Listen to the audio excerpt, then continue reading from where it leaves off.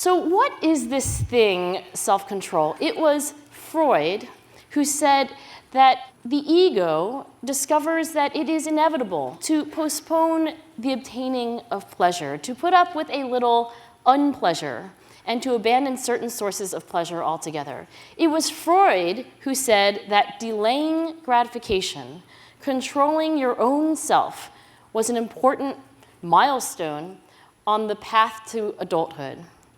It was Frog and Toad who said that willpower is trying hard not to do something that you really want to do. And really, Frog and Toad and Freud are talking about that same thing, that inner conflict that if you are human, you've had. Something feels good right away, like one more chocolate chip cookie, which is what Frog and Toad are eating here. And another thing, a salad, going for a run, whatever it is better for you in the long run, but not so fun in the moment. That is what Freud was talking about. That is what Frog and Toad are talking about. That is actually a strength of will that, in addition to grit and growth mindset and optimism, is an important part of life. On the Colbert Report, Walter Mischel, eminent psychologist at Columbia University, was able to explain to Stephen Colbert that some children have more self-control than others. Some children are better at delaying gratification. Colbert, by the way, if you saw this, ends up eating the entire bag of marshmallows, which he also dips in fluff. I thought it was very funny. The delay of gratification task, where a 4-year-old sits in front of a plate, and on one side there are 2 marshmallows, and on the other side there's just 1. And that 4-year-old knows that if they can wait until the experimenter comes back in the room, they can have 2. But if they can't wait, if they need to have immediate gratification, they can have just 1. There's some debate about how predictive this task is of long-term outcomes, but I will tell you, for me, one psychologist, I really do believe that it is an index of self-control and that Freud was right, that delaying gratification does predict things like doing well academically and socially and physically, by the way, as well as emotionally. Now, what about school? Marshmallows and 4-year-olds are one thing. But what about school? What about the classroom? What about teaching? It's an ancient Greek saying that the roots of education are bitter, but the fruits are sweet. Now, Chris Hulleman was here to tell us that the roots of education can be a little sweeter than they usually are if we build connections to things that kids already know and love. And I will tell you that I agree with Chris, but I also think that the ancient Greeks were right, that there are certain things about school, like studying, like sitting in your seat, that are never going to be as sweet as Snapchat and flaming hot Cheetos. In other words, to some extent, school is about delaying gratification because there's something like being on Snapchat while eating flaming hot Cheetos that would be immediately just a little more gratifying than being in Mrs. Duckworth's algebra class. What about the data? There was a study called the Sloan Study. They took over 1,200 kids from 6th through 12th grades, and they gave them a stack of pages like this. And they asked these kids to carry them around with them and also to wear a wristwatch. And the wristwatch was programmed to go off randomly over the course of the week during waking hours. On average, kids were beeped 56 times over the course of that week. And your job as a 6th grader through 12th grader in this study was to take out your little stack of papers when you were beeped and fill it out. And the first question on the form is, what are you doing right now? And the rest of the questions are about how you feel. And I'd like to show you the data. When you ask kids, what are you doing right now? And they say they're doing something academic, classwork, homework, taking a test, studying, being lectured at, which is one of the things they wrote in, I'm being lectured at. They rate it as not especially immediately enjoyable compared to all the other things that they are doing when they are randomly beeped, like taking a walk, like eating a snack, like having dinner with family, like playing soccer, et cetera, et cetera. So it's not especially immediately gratifying to be doing classwork for kids these days. What about their future goals?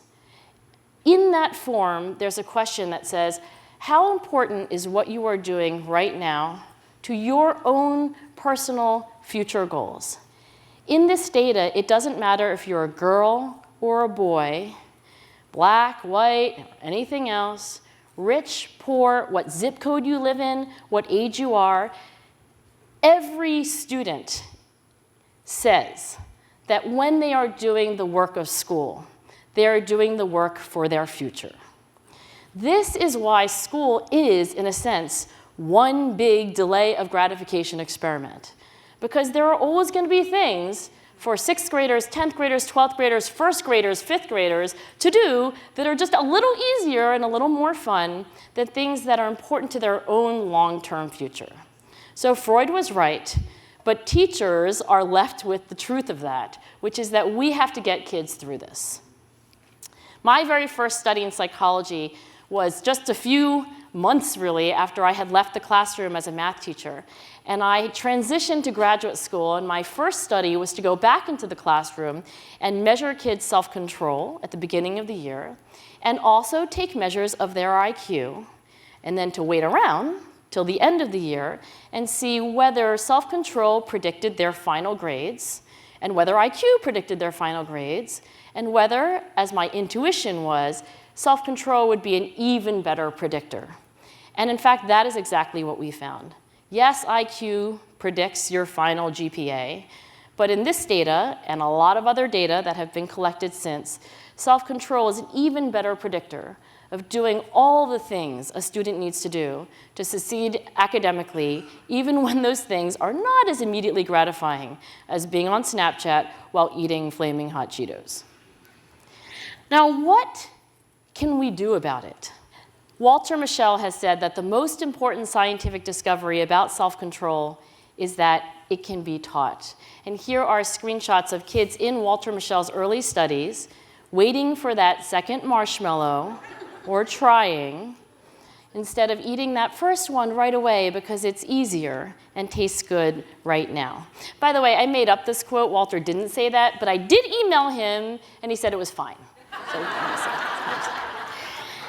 now, we've already learned one strategy, in a sense, for delaying gratification. We've already learned an important tactic for self-control. In fact, when I was getting smarter about self-control in graduate school, one of the first people I learned about was Gabrielle Ettingen. And I thought, she's never going to talk to me. I'm a nobody. I'm a teacher who turned into a graduate student at age 32. I'm 10 years too late. I don't know anybody famous. But maybe I'll call her, and maybe she'll talk to me and give me some advice. And generous person that she was, she did, and she has brought to us today the science of WHOOP. My question is, what do kids put in the plan? So we know that WHOOP works. We know that making a plan, after making a wish and imagining the positive outcome, and then imagining the immediate obstacle that stands in the way, we know that plans work. My talk today is about strategies that can be part of that plan that are a little smarter than, as I heard in one of the earlier WHOOP sessions over the last 2 days, oh, I'll just try harder.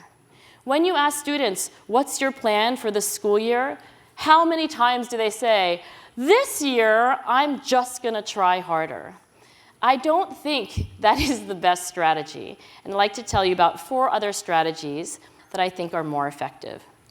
Now, these strategies are lined up in order from earliest to latest. And my belief is that, in general, the earlier the better. So I'm going to describe to you 4 strategies that come before response modulation. I'm just going to do it. I'm just going to try harder. 4 strategies that I think are more proactive, more efficient, more effective. Situation selection, choosing where you are. Situation modification, changing where you are. Selective attention, focusing on something that's going to help you delay gratification. And then cognitive reappraisal, rethinking your situation, framing it in a different way, using a different mindset. Finally, old-fashioned willpower, the latest, the last, and in my view, the least effective strategy that you can put in the bottom right hand of the WHOOP form for your plan. Let's begin with situation selection. If you are a Penn student and you come to work for Dr. Duckworth is going to ask you to sit in the front row of your classes. And you will ask me, Dr. Duckworth, that's fine, but like my psychology classes or your class? And I say, well, you work for me now. You're going to sit in the front row of all your classes. And they say, well, that's fine, but why? And I show them this picture. If you are in the front rows of your lecture hall, you are feet away from the speaker who is going to see you checking your email and looking at Facebook or sleeping, and it's going to be harder for you to do it. If you select to be in the front of the class, it's going to be easier to do well in that class. And I have actually collected data on my own classes, and I find that that is exactly true, that kids who sit in the front tend to do better than kids who sit in the back. And there have been random assignment studies of switching around kids' seats, and in general, being close to the action, as you might guess, is better than being far back in the nosebleed section. So if you have students that you want to get to and through college, tell them that because they've had you as a teacher, basically they have to sit in the front of all their classes. And they're going to say, all of my classes? And you're going to say, yeah, pretty much all of your classes. And you're going to get the question why, and you're going to be like, you know what, because like you sit up front where you can't drool and you can't really check Facebook because your teacher is 4 feet away from you, you're going to do better. And that is situation selection. That is making a plan that says, if I feel like this class is boring, then I will sit in the front row of my lecture. Here's a verbatim quote from a high school student. Another situation selection, I'd go study in the library instead of my house. The library is quiet, and my house is noisy. When you have to choose between something that's fun right away and something that's good for you in the long run, choose to be in a situation that's going to make everything easier. What about what you do after you are where you are? There's still time to modify your situation. Here's a verbatim quote from a teenager in a study. I would shut off my phone and put it in a drawer so I wouldn't be tempted to touch it. Raise your hand if you've ever done something like put your phone off, put it away, right? Raise your hands. This is situation modification. You are where you are, but you can still change that situation. And by the way, it will not surprise this audience or you guys to know that cell phones have emerged in my research recently as the #1 temptation, hands down.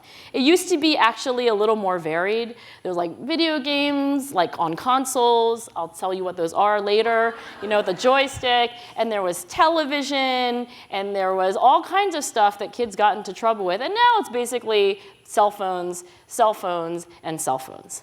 And knowing how to modify that cell phone in a way that makes it easier to resist is an important 21st century life skill.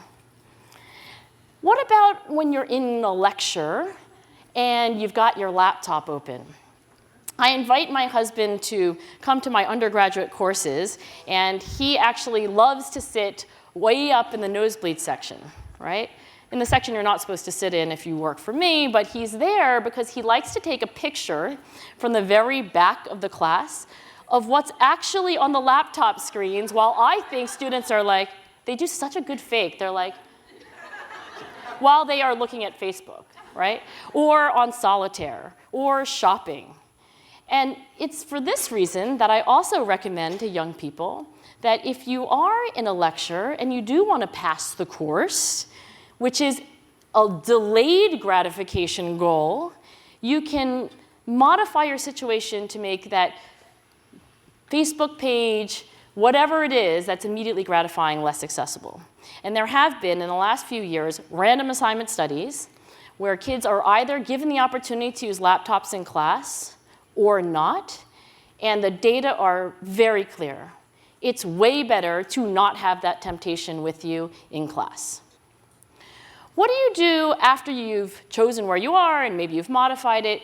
And now what's left? Well, now we go into strategies that are in the head. And first, there's where you pay attention, selective attention. Look away from temptation, right? Bob Mankoff, cartoon editor of The New Yorker, tells me that even though he loves making cartoons for The New Yorker and editing cartoons for The New Yorker, pretty good gig if you can get it, he says that it's work. And so what he does is he turns his chair in his New Yorker office away from email and all those things that are kind of, in a way, easier and more immediately gratifying. He turns away. Does it make it super easy? No, you can see that he's still struggling, but it makes it easier. What about kids looking out the window in school? Now they're actually looking away from what they ought to be looking at, like you, and whatever's on the whiteboard or the blackboard.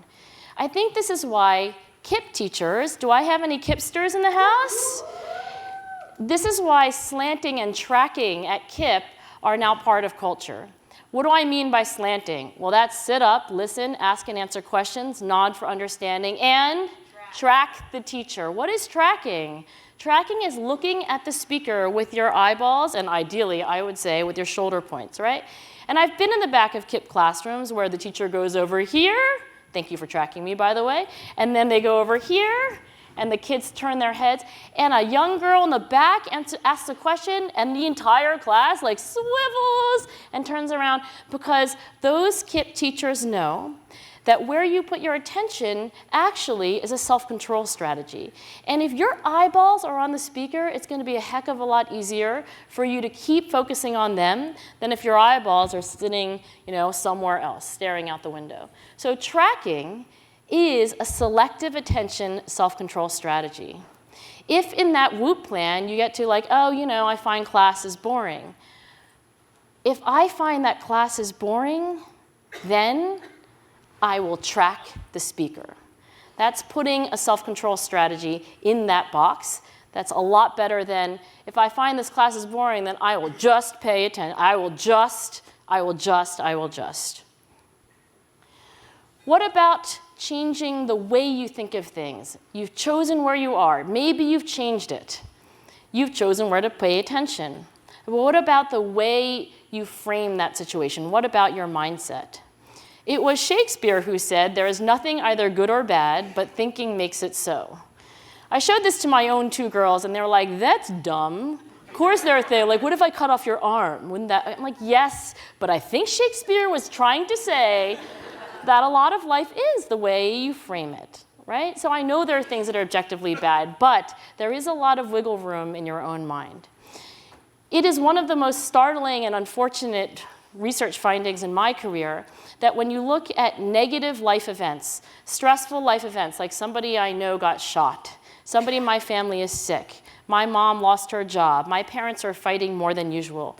In my data, every time I measure negative life events, when I see increases in those negative life events, what I see is increases in distress in those young people, and then I see decreases in self-control. It happens over and over and over again. But if kids have a mindset that stress isn't always entirely bad, that what Michael Jr. said is right, that your setbacks can become part of what makes you stronger, that maybe you'll learn something new. Maybe there's a silver lining to your adversity. When you have a stress can be enhancing mindset, you are buffered against this chain. Doesn't make the negative life events go away entirely, but it helps a little bit.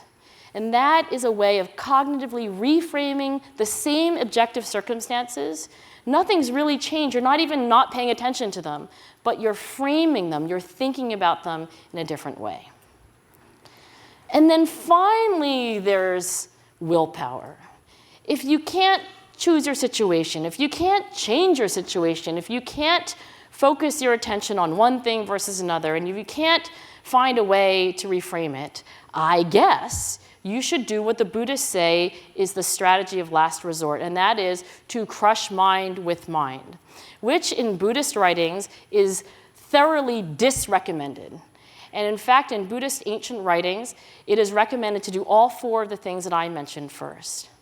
When we interview high school and middle school students, half the time when we ask them for advice about how to do better in school, they say things like this: just deal with it and study. Just do it. Just don't be a baby. I think there's 4 other things that can go into that last box for WHOOP. You can select a better situation. You can change your situation to advantage. You can select to pay attention strategically. You can change your mindset about interpreting your situation before your last resort of just using response modulation, just using willpower. My final slide is an homage to William James, who actually inspired Educator Summit. In 1899, William James delivered a series of talks to teachers. He called them Talks to Teachers on Psychology. And he was asked to do these talks to classroom teachers around Harvard University by the trustees of Harvard University. And in one of his talks, he said to the teachers who were listening, "Our virtues are habits as much as our vices. Our nervous systems have grown to the way in which they've been exercised, just as a sheet of paper, once creased or folded, tends to fall forever afterward into the same identical folds." WHOOP can become a habit. You can just do it all the time, so you don't have to think so hard. You become an expert WHOOPer. The habit of doing expert practice, the habit of asking for feedback on one thing you can do better, that you can do over and over again until it's almost on automatic. The habit of, before starting every lesson, building a connection to something your kids already care about, that can become a habit. And in fact, I think of teachers as paper folders, because those kids come into your class and they're going to do something over and over and over again. And those creases are going to form. And they're going to form in one way or the other. And we can use psychological science to make those creases fold in ways that help all of your kids thrive. Thank you so much.